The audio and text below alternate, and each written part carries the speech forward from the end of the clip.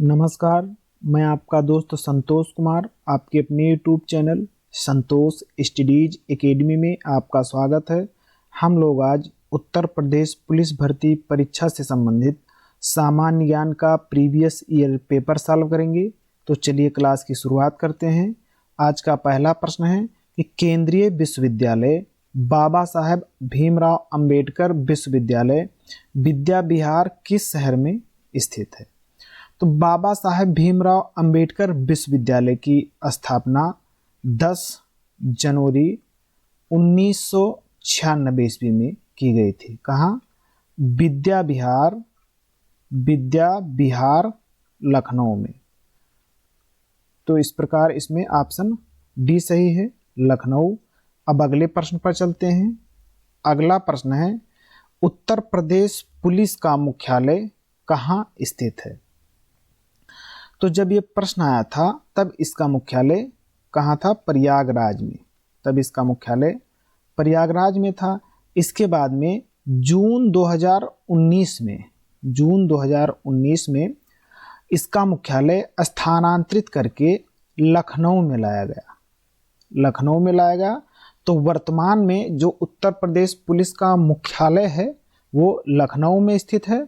और जब ये प्रश्न आया था जून 2019 के पहले इसका मुख्यालय प्रयागराज में आया था। तो इस प्रकार इसमें प्रयागराज सही है, यानी कि ऑप्शन बी सही है। और वर्तमान में देखेंगे तो लखनऊ में सही है, यानी कि अब वर्तमान में ऐसा जो प्रश्न आता है तो उसमें लखनऊ उत्तर सही होगा। अब अगले प्रश्न पर चलते हैं। अगला प्रश्न है कि द्रव्यों का घनत्व मापने के लिए किस उपकरण का उपयोग किया जा सकता है।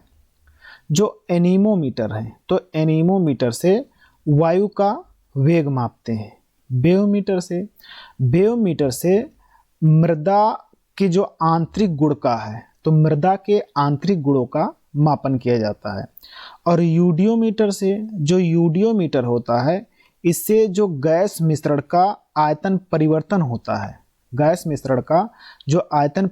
होता है, तो वो यूडियोमीटर से मापते हैं। और पिकनोमीटर से पानी या जल की मात्रा को मापा जाता है। और जो द्रवों का घनत्व ये हाइड्रोमीटर से मापते हैं।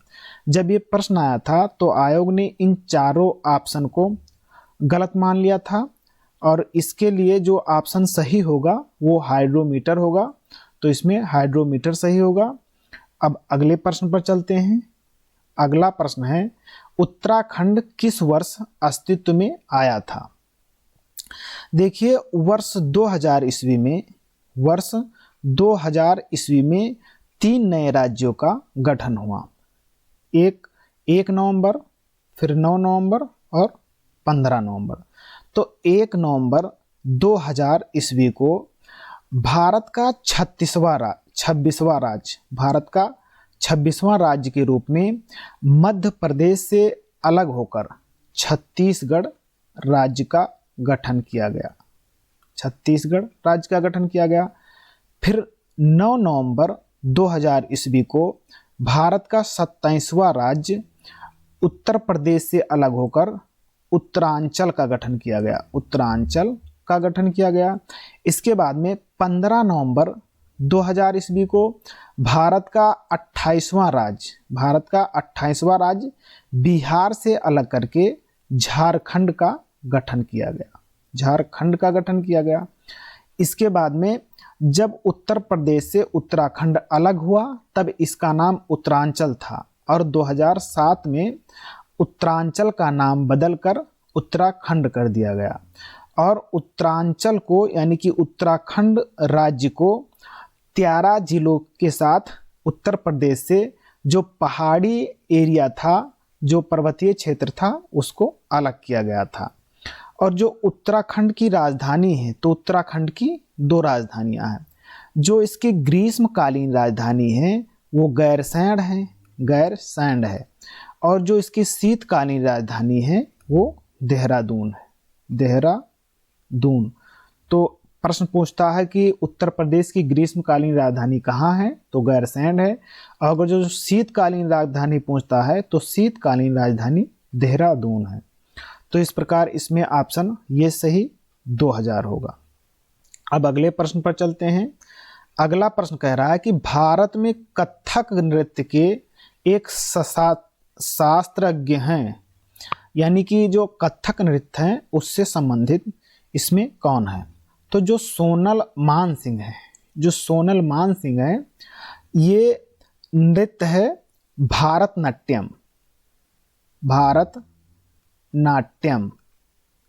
तो भारतनाट्यम से संबंधित है।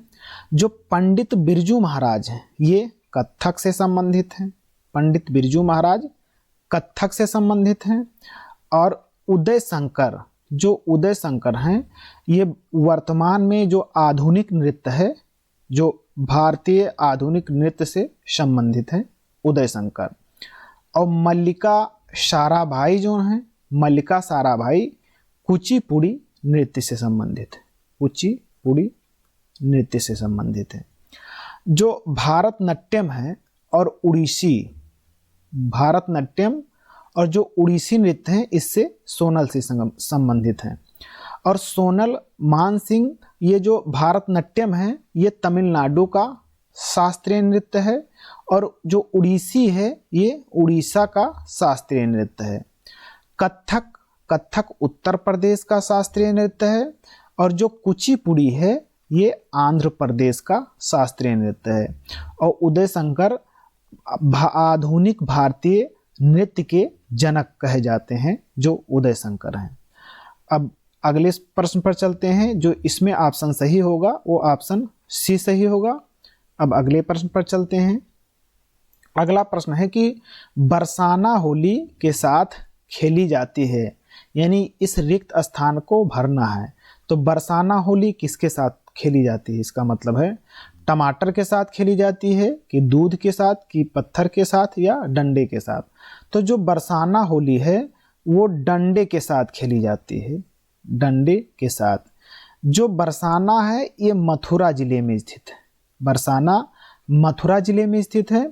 और जो बरसाना वाली होली जो डंडे से खेली जाती है ये फाल्गुन के महीने में, फाल्गुन के महीने में जो शुक्ल पक्ष होता है, शुक्ल पक्ष के नवमी के दिन खेली जाती है बरसाना होली।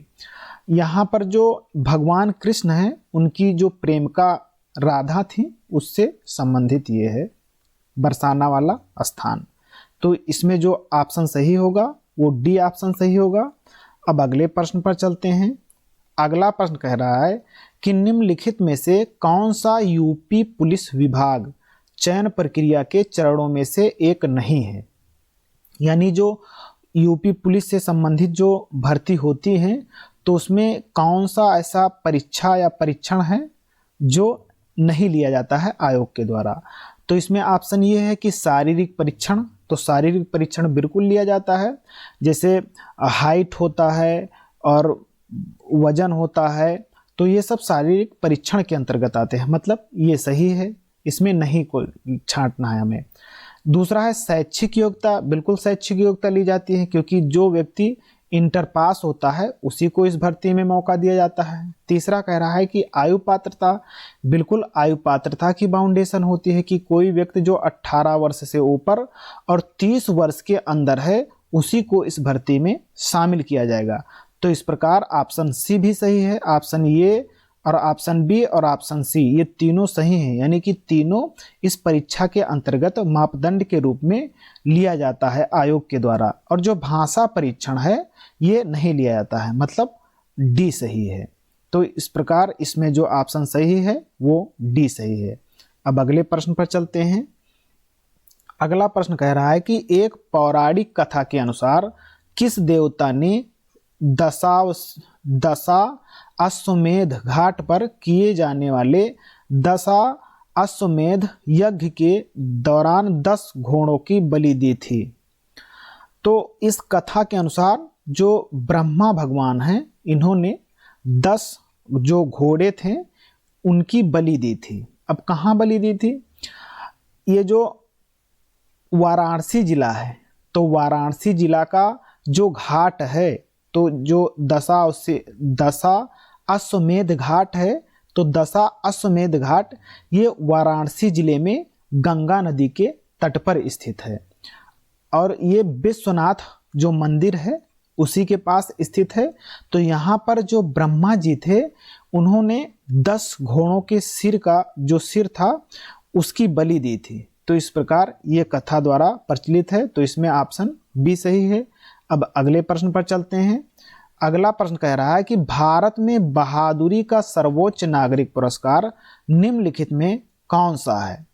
जो परमवीर चक्र पुरस्कार है ये सर्वोच्च पुरस्कार है बहादुरी के क्षेत्र में, और ये सैनिकों को दिया जाता है। इस पुरस्कार की जो स्थापना है जब देश आज़ाद हुआ था उसके 2 दिन बाद यानी कि 17 अगस्त 1947 ईस्वी को इस पुरस्कार की स्थापना की गई थी। और पहले व्यक्ति थे जिनको ये पुरस्कार दिया गया था वो सोमनाथ शर्मा थे। तो सोमनाथ शर्मा को ये पहला पुरस्कार दिया गया था।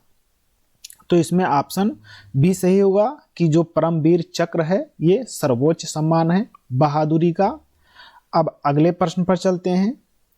जो अगला प्रश्न है, लिखा है कि माई पैसेज फ्रॉम इंडिया द्वारा लिखी गई एक किताब है। किसके द्वारा लिखी गई एक किताब है? ये मुल्कराज आनंद ने लिखा है, या एडवर्ड मॉर्गन फॉर्स्टर ने लिखा है, या विद्याधर सूरज प्रसाद नायपाल ने लिखा है? जो ये पुस्तक है माई पैसेज फ्रॉम इंडिया, इसके लेखक इस्माइल मर्चेंट हैं। इसमें ऑप्शन डी सही है। अब अगले प्रश्न पर चलते हैं। अगला प्रश्न कह रहा है कि विश्व पर्यावरण दिवस किस दिन मनाया जाता है? 1972 ईस्वी में एक स्टॉकहोम सम्मेलन हुआ था। स्टॉकहोम सम्मेलन, ये जो स्टॉकहोम सम्मेलन है ये स्वीडन की राजधानी स्टॉकहोम में हुआ था। यह पर्यावरण से संबंधित पहला सम्मेलन हुआ था। इसी सम्मेलन में विश्व पर्यावरण दिवस की स्थापना हुई थी।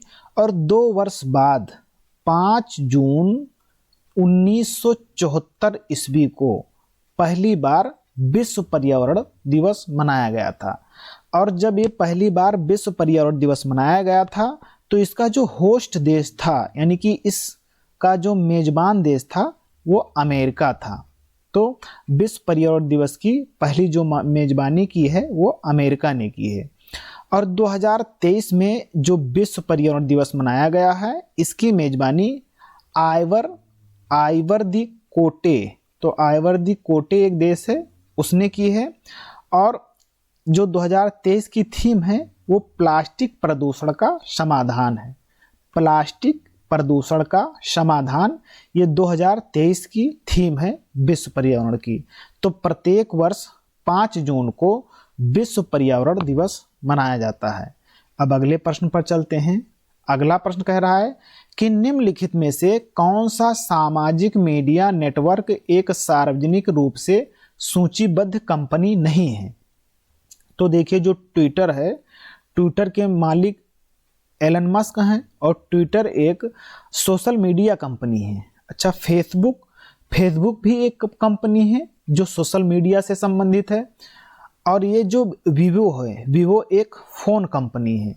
और ये कह रहा है कि कौन ऐसी जो सोशल मीडिया नेटवर्क एक सार्वजनिक रूप में सूचीबद्ध कंपनी नहीं है? तो जो कोरा है ये कोरा कोई कंपनी नहीं है। कोरा एक वेबसाइट है जिस पर हम अपने प्रश्न पूछेंगे तो वो प्रश्न हमें लिखित रूप में जवाब देगा।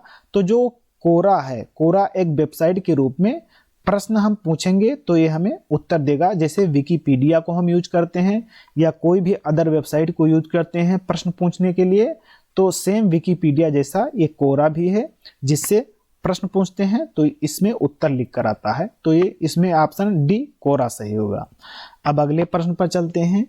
अगला प्रश्न कह रहा है कि किस भारतीय राज्य में सर्वाधिक क्षेत्र में वन स्थित है? जो मध्य प्रदेश राज्य है, मध्य प्रदेश में भारत में सबसे अधिक वन है। वन मामले में मध्य प्रदेश भारत में पहले स्थान पर है। और दूसरे स्थान पर अरुणाचल प्रदेश है और तीसरे स्थान पर वन मामले में छत्तीसगढ़ है और चौथे स्थान पर उड़ीसा है।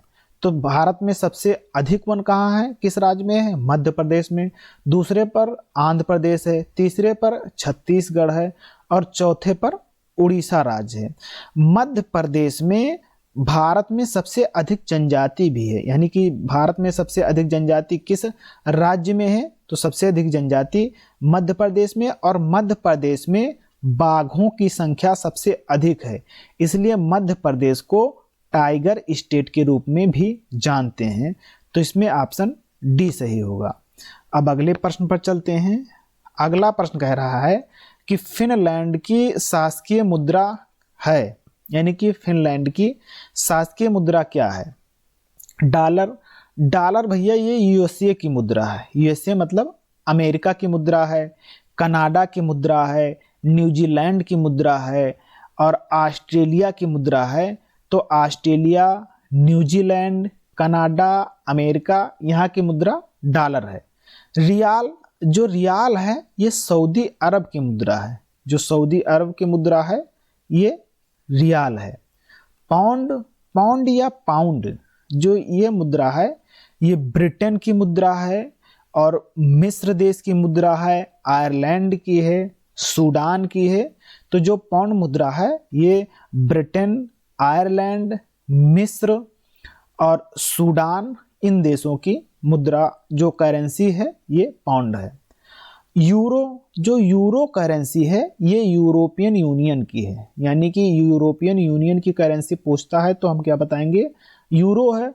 और यूरोपियन यूनियन के अंतर्गत जो फिनलैंड देश है ये आता है, इसीलिए जो फिनलैंड की शासकीय मुद्रा होगी वो यूरो होगी। इसमें ऑप्शन डी सही है। एक मुद्रा है एन और एक मुद्रा है युआन। एन, युआन, रेंड और वान। एन मुद्रा जापान की है। अगर जो परीक्षा में पूछा जाता है कि एन मुद्रा किस देश की है तो जापान की। युआन या रेनमिनबी ये मुद्रा चीन की है। रेंड मुद्रा ये दक्षिणी अफ्रीका की है। वान मुद्रा ये दक्षिणी कोरिया की मुद्रा है। वान मुद्रा दक्षिणी कोरिया की मुद्रा है। तो इस प्रकार ये मुद्रा से संबंधित प्रश्न था, इसमें ऑप्शन डी सही है। अब अगले प्रश्न पर चलते हैं। अगला प्रश्न कह रहा है, जो अगला प्रश्न है ये कहता है, अगला प्रश्न है कि कौन सी रेखा भारत और पाकिस्तान के बीच की सीमा तय करती है? भारत और पाकिस्तान के बीच जो सीमा रेखा है ये मैकमोहन रेखा है। मैकमोहन रेखा ये चीन और भारत के मध्य है। मैकमोहन रेखा भारत और चीन के मध्य है। रेड क्लिफ रेखा भारत और पाकिस्तान के मध्य है। डूरंड रेखा ये भारत और अफगानिस्तान के मध्य है। तो इसमें पूछ रहा है कि भारत और पाकिस्तान के बीच, तो भारत और पाकिस्तान के बीच रेड क्लिफ रेखा है। ऑप्शन बी सही है। अब अगले प्रश्न पर चलते हैं। अगला प्रश्न कह रहा है कि प्योंगयांग किस देश की राजधानी है? प्योंगयांग, अब देखिए मालदीव की राजधानी माले है। मालदीव की जो राजधानी है ये माले है। मलेशिया देश की राजधानी कुआलालंपुर है। कुआलालंपुर। मंगोलिया की राजधानी उलन-बटोर है, यानी कि जो उलन-बटोर है ये मंगोलिया की राजधानी है। उत्तर कोरिया है उसकी राजधानी प्योंगयांग है और एक है उसके नीचे दक्षिणी कोरिया। तो दक्षिणी कोरिया की राजधानी सियोल है। सियोल। तो इसमें उत्तरी कोरिया की पूछ रहा है तो उसकी प्योंगयांग है। ऑप्शन डी सही है। अब अगले प्रश्न पर चलते हैं। अगला प्रश्न कह रहा है कि निम्नलिखित में से कौन सा संयुक्त राज्य अमेरिका का राज्य नहीं है? न्यूयॉर्क। भाई न्यूयॉर्क में तो यूएनओ का मुख्यालय स्थित है, यानी कि ये अमेरिका में है। मिनेसोटा राज्य ये भी अमेरिका में स्थित है और लुइसियाना ये भी अमेरिका का एक राज्य है। जो अटलांटा है ये अमेरिका का राज्य नहीं है। अर्थात ऑप्शन ऑप्शन डी सही है। तो ऑप्शन इसमें डी सही होगा। अब अगले प्रश्न पर चलते हैं। अगला प्रश्न कह रहा है कि लक्षद्वीप के लोग मलयालम के अलावा दूसरी कौन सी भाषा बोलते हैं? जो तमिल भाषा है ये तमिलनाडु में बोली जाती है। बंगाली भाषा पश्चिमी बंगाल में बोली जाती है। महाल जो भाषा है, माहल भाषा, लक्षद्वीप जो एक केंद्र शासित प्रदेश है, लक्षद्वीप एक यूटी है यानी केंद्र शासित प्रदेश है जो अरब सागर में स्थित है। और इसका जो निर्माण है ये प्रवाल भित्तियों के प्रवर्जन से हुआ है। यानी प्रवाल भित्तियां हैं जो मर गई हैं, तो मरे हुए प्रवाल भित्तियों से जो लक्षद्वीप है, तो लक्षद्वीप का निर्माण हुआ है। लक्षद्वीप के पास 36 द्वीप हैं, जिनमें से 11 द्वीपों पर मानव अधिवास है। बाकी जो द्वीप बचे हैं वहां पर मानव अधिवास नहीं है। लक्षद्वीप में एक है लक्षद्वीप और इसके बाद में यहाँ पर एक है जो है मालदीव। तो मालदीव और लक्षद्वीप के बीच 8 डिग्री चैनल है। तो पूछे कि 8 डिग्री चैनल कहाँ है? तो 8 डिग्री चैनल लक्षद्वीप और मालदीव के बीच है। और पूछता है कि 9 डिग्री चैनल कहाँ है? तो जो 9 डिग्री चैनल है ये मिनिकॉय द्वीप और लक्षद्वीप के बीच है। मान लिया जाए ये लक्षद्वीप है, ये मिनिकॉय द्वीप है और ये मालदीव है। तो मालदीव और मिनिकॉय के द्वीप 8 डिग्री चैनल है और मिनिकॉय द्वीप और लक्षद्वीप के बीच यहाँ पर 9 डिग्री चैनल है। जो पूछ रहा है कि मलयालम के अलावा दूसरी कौन सी भाषा है, तो लक्षद्वीप में मलयालम बोली जाती है और मलयालम केरला की मुख्य भाषा है। तो केरल और लक्षद्वीप में मलयालम बोली जाती है और लक्षद्वीप में मलयालम के अलावा एक माहल भाषा है, ये भी बोली जाती है। इस प्रकार इसमें ऑप्शन बी सही होगा। अब अगले प्रश्न पर चलते हैं। अगला प्रश्न है कि शिवाजी के छोटे बेटे का नाम बताएं जो तीसरे छत्रपति थे। तो जो राजा राम थे ये तीसरे जो सबसे छोटे बेटे थे और तीसरे छत्रपति थे राजा राम। इसमें ऑप्शन ये सही होगा। अब अगले प्रश्न पर चलते हैं। अगला प्रश्न कह रहा है कि भारत में कथक नृत्य के एक शास्त्रज्ञ हैं। यानी कि ये प्रश्न पहले हो चुका है, तो अब हम आगे चलेंगे। अगला प्रश्न कह रहा है कि उत्तर प्रदेश में आयोजित काम्पिल मेला किस समुदाय से जुड़ा हुआ है? देखिए उत्तर प्रदेश का एक जिला है फर्रुखाबाद और फर्रुखाबाद से 45 किलोमीटर की दूरी पर एक नगर स्थित है जिसका नाम है काम्पिल। और काम्पिल नगर को, जो काम्पिल नगर है, इसको जैन धर्म के प्रथम तीर्थंकर ऋषभदेव। तो ऋषभदेव ने इस काम्पिल नगर की स्थापना की थी और इन्होंने अपना प्रथम उपदेश भी काम्पिल नगर में दिया था। जो काम्पिल नगर है यहाँ जैन धर्म और हिंदू धर्म ये दोनों धर्मों का पवित्र स्थल है। और काम्पिल जो थी ये पांचाल राज्य की राजधानी थी। तो इस प्रकार जो इसमें जैन धर्म है, जैन धर्म ऑप्शन ये सही होगा। अब अगले प्रश्न पर चलते हैं। अगला प्रश्न कह रहा है कि उड़ीसा से प्रारंभ एक प्राचीन लोक नृत्य है। यानी कि उड़ीसा में कौन सा लोक नृत्य है? जो पुलिकली लोक नृत्य है। पुलिकली केरल का लोक नृत्य है। कहाँ का है? केरल का है। ढोलू कुनीथा ये कर्नाटक का लोक नृत्य है, कर्नाटक का है। एक है राउत नाच, जो राउत नाच है ये छत्तीसगढ़ से संबंधित है। छत्तीसगढ़ में जो यादव समुदाय होता है, तो यादव समुदाय दीपावली के अवसर पर राउत नाच का इनके द्वारा आयोजन किया जाता है।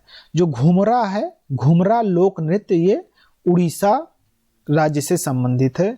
तो यहाँ पर ऑप्शन डी सही होगा। अब अगले प्रश्न पर चलते हैं। अगला प्रश्न कह रहा है कि 2018 के केंद्रीय बजट में भारत के राष्ट्रपति का वेतन प्रतिमाह कितने तक कर दिया गया है। तो 2018 के केंद्रीय बजट जो था वो भारत के जो वित्त मंत्री थे वो अरुण जेटली थे। तो अरुण जेटली ने संसद के समक्ष जो केंद्रीय बजट है उसे पेश किया गया था और इस बजट में जो राष्ट्रपति एवं उपराष्ट्रपति का जो वेतन था उसे बढ़ा दिया गया। राष्ट्रपति का वेतन पहले 1,50,000 था, इसे बढ़ाकर 5 लाख कर दिया गया और जो उपराष्ट्रपति था इसका वेतन 1,10,000 था और इसको बढ़ाकर 4 लाख कर दिया गया। तो वर्तमान में जो राष्ट्रपति का वेतन है वो 5 लाख है और उपराष्ट्रपति का वेतन 4 लाख है। तो इसमें राष्ट्रपति का पूछ रहा है तो इसमें ऑप्शन डी सही होगा, 5 लाख। अब अगले प्रश्न पर चलते हैं। आज की क्लास पूरी हुई और क्लास देखने के लिए धन्यवाद। क्लास पसंद आई हो तो चैनल को सब्सक्राइब कीजिए और बेल आइकन को दबाइए ताकि समय से क्लासें मिलती रहें। आज के लिए इतना ही। अब हम मिलते हैं अगली क्लास में। जय हिंद, नमस्कार।